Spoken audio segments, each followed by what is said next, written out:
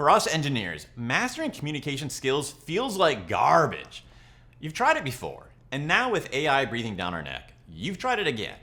But every class, every technique feels like it was written for the gong-banging sales team. Because it was. Communication lessons were written by extroverts for the guy who high-fives strangers.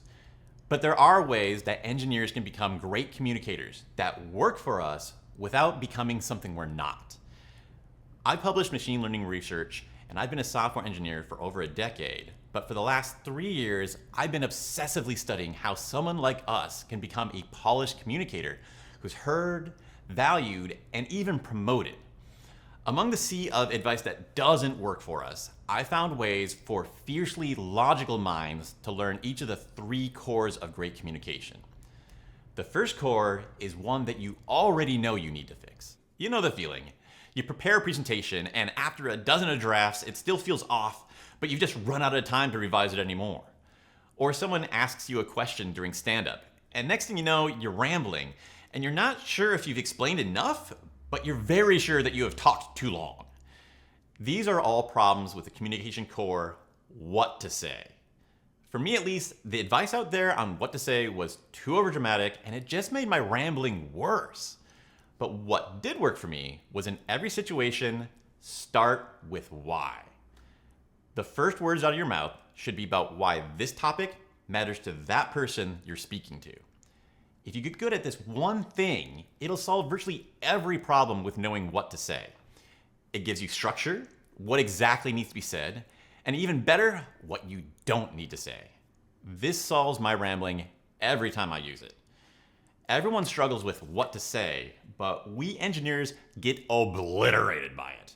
We are genuinely excited about how everything works and how everything connects together. But when someone at work is asking you a question, they only want to know how this one thing affects them. Start with why, and you'll stay focused on the narrow path that matters, and you'll make your team see you as someone who understands what truly is happening, working on something that really matters, and the person who has the solution they need. The next wall you run into is you're saying all the right things they need, but they're just not listening to you. They tune out, they're looking at their phone, only to ask you to re-explain it all over again later. This is all solved by the second core, how to say it.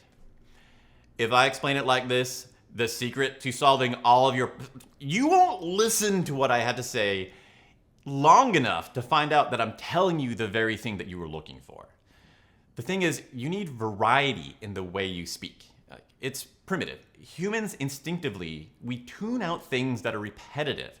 If something's not moving, it's just baked in that it's not food we can eat and it's not a threat to us, so we ignore it so we can focus on the things that are really important.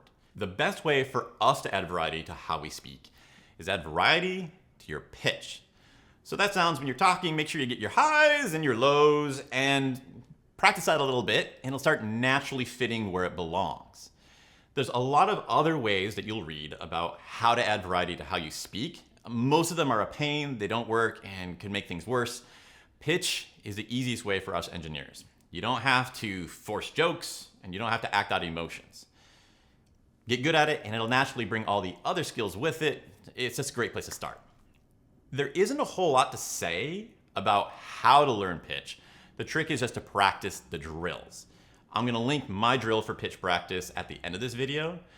That works great. If you want to speed up the process, it does help you feel more natural if you practice alongside someone who already has a large range, so your range feels a lot more normal by comparison. I do coaching, so if that's something you're interested in, I trade that in exchange for help me out with a survey, tell me about the things you're struggling with, and check out the link in the description. We can work together.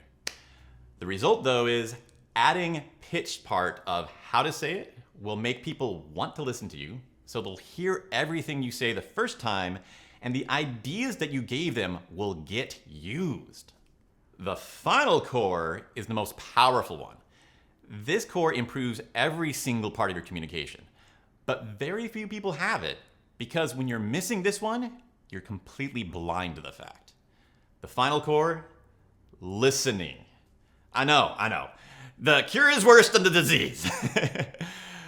But do you know the feeling where you've given a presentation and you're like, fuck, I forgot the most important part. And it's kind of useless now. Listening can fix that automatically. And listening also immediately makes people perceive you as being more precise.